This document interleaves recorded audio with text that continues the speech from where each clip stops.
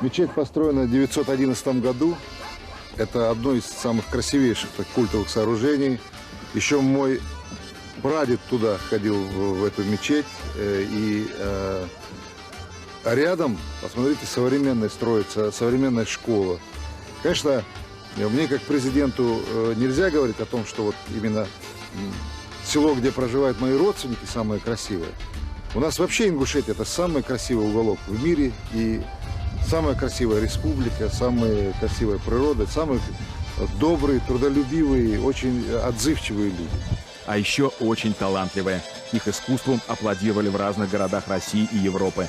А в этом году артисты из Ингушетии совершили настоящий прорыв, покорив сердца зрителей на лазурном побережье Франции.